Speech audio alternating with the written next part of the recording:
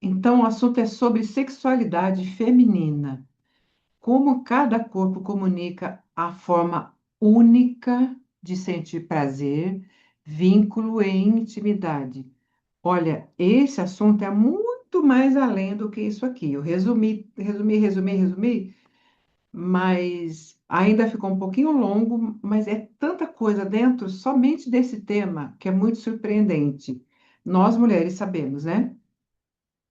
E essa aula, ela é tanto do nosso curso de restauração da mulher contemporânea, né, estratégias homeopáticas, como também é desse curso, a forma de amar das mulheres feridas.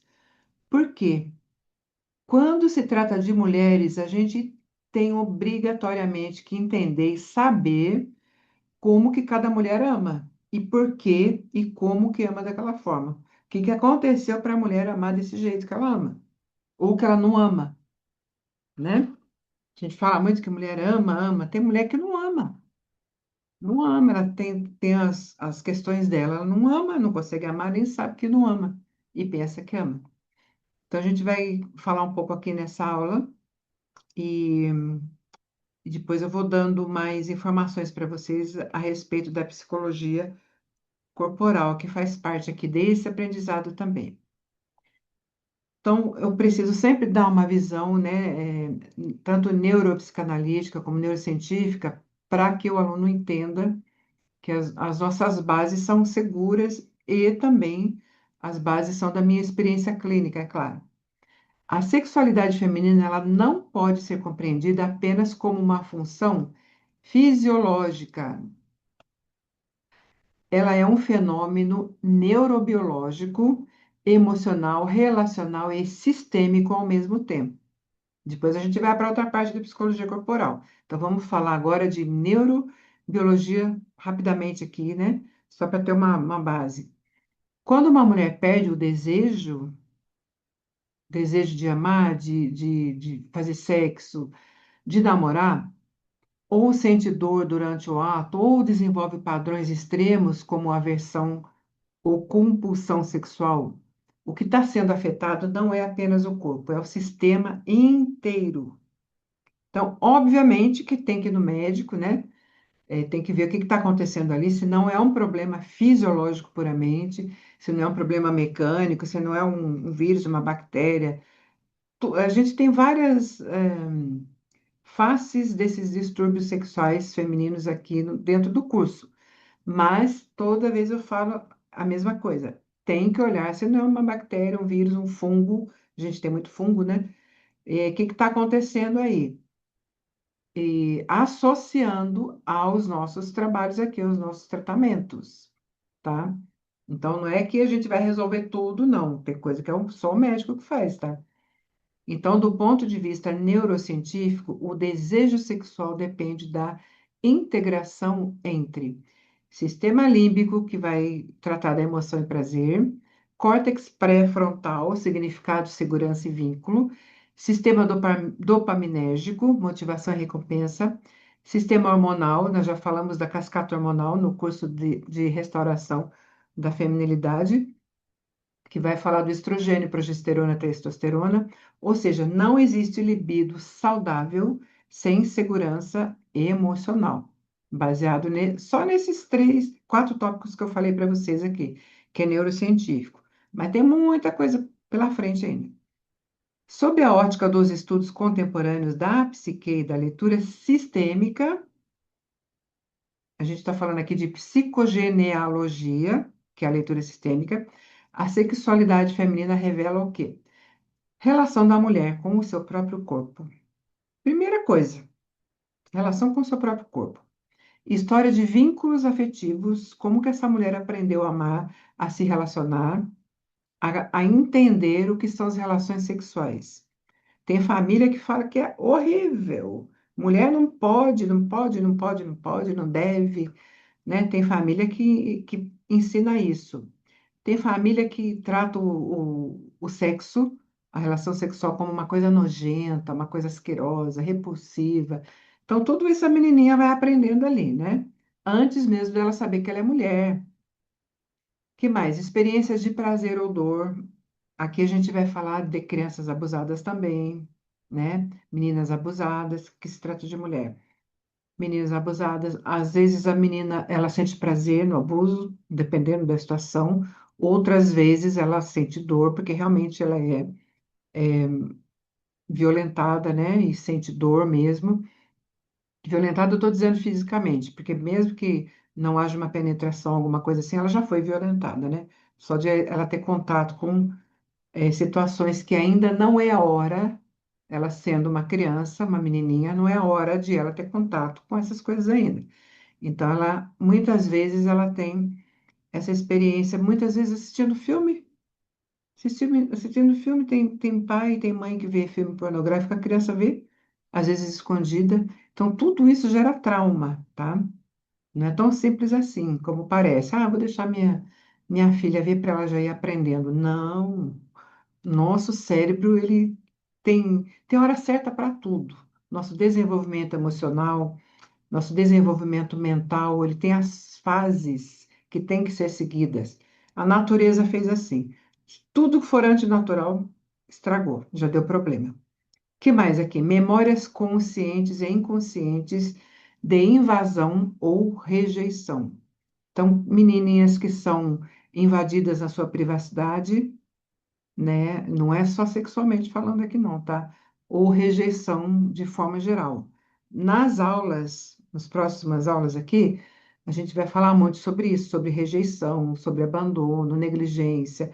Tudo isso é a base para a formação da mulher, no seu contexto sexual, na sua sexualidade.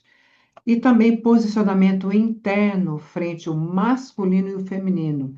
Gente, aqui eu tinha que ter colocado em letras vermelhas gigantes piscando aqui, porque atualmente tudo que a gente vê é uma bagunça dos papéis masculino e feminino que está destruindo com a vida da mulher, está gerando muita endometriose também, tá? Quando a gente olha mais para o lado neurobiológico, neuroespiritual, porque conta muito aqui, né? Nós temos que respeitar a nossa espiritualidade, não no sentido religioso, mas no sentido neuroespiritual. A natureza tem a natureza tem as informações que são passadas nas nossas células, né? Nós temos isso. Então, a gente tem os campos mórficos, os campos morfogenéticos, com a informação do que é ser feminina. Disso a gente trata muito aqui dentro desse curso. Não é ser escrava, não, tá? Até uma menina me mandou um negócio interessante. Uma menina muito feminista, bem novinha, ela não sabe ainda, né? Vai aprender ainda. Ela falou sobre isso, por que que eu falo de uma coisa e tal, mas não é. Ninguém está falando de submissão e de subserviência, não é nada disso. A liberdade está em ser feminina, conforme a natureza colocou para nós, e nós podemos, se quisermos, fazer o que quisermos, sendo femininas, inclusive, né? E nos colocando no lugar de mulher, porque foi ali que nós nascemos e a nossa natureza é essa. Nós mulheres, né?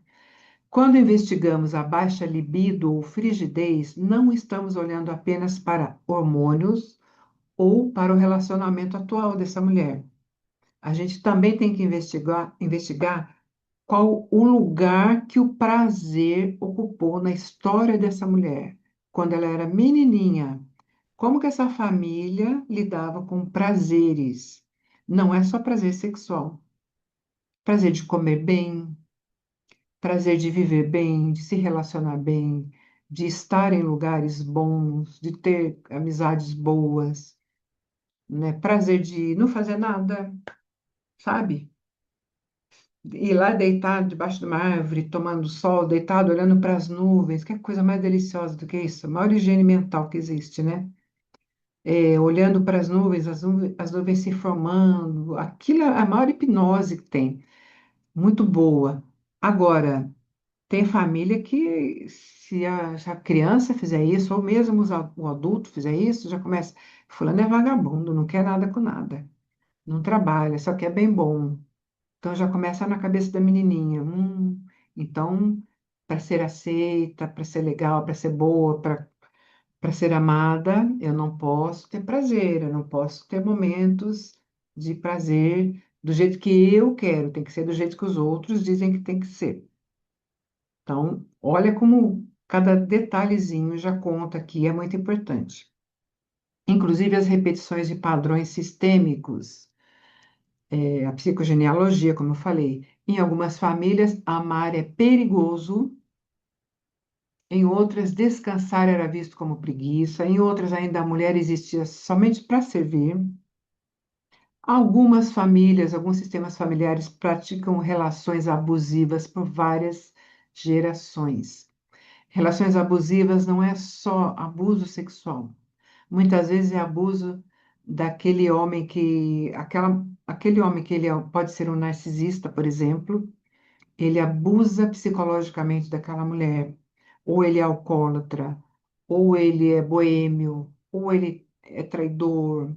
Tem várias formas de abuso. E as mulheres daquele clã, daquela linhagem todinha, elas vão convivendo com aquilo, porque casamento é indissolúvel, deveria ser, né? Que pena que não é mesmo, mas do jeito bom, não desse jeito que você é obrigado a suportar.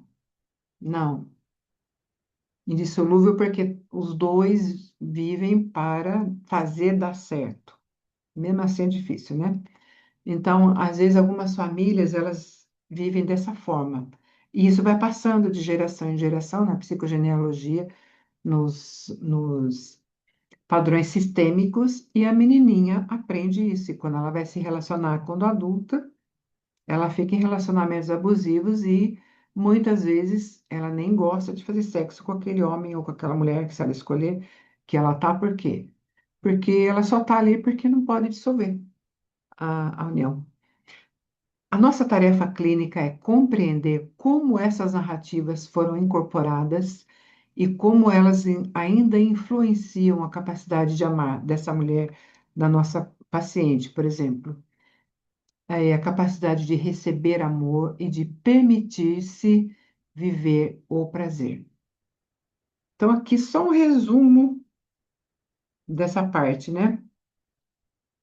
Dessa parte mais científica. Então, a gente começa aqui agora com as tipologias de caráter de William Reich, Frederico Navarro e Alexander Lowen. É só uma passadinha por cima, tá? Para a gente entender, para as próximas aulas a gente ter uma linha de raciocínio conduzindo. Deixa eu ver se tem alguma dúvida aqui. Alguma dúvida, gente? Meninas? Ok. Qualquer dúvida aí vocês me falem, tá? Pode chamar mesmo, porque eu não estou vendo vocês.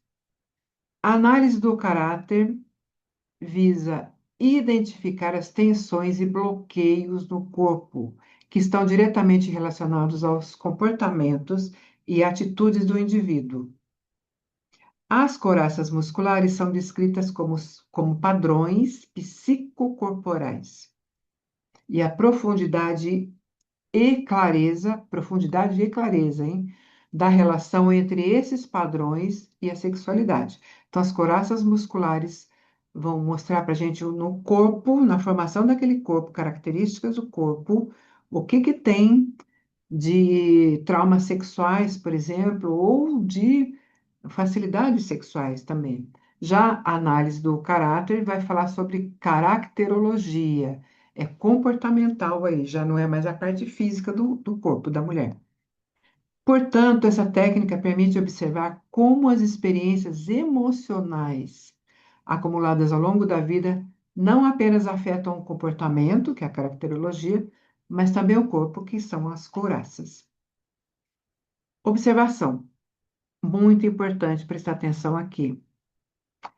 Tudo que eu for expor daqui para frente, com bases nas tipologias de caráter, tem que ser entendida como leitura caracterológica da expressão sexual dessa mulher. A forma que ela se relaciona, a forma que ela ama, a forma que ela entende o que é um contato sexual, um contato íntimo, e não é uma regra fixa para todas as mulheres, mas é uma pista gigante, vocês vão ver só, ao longo na sequência aqui das aulas.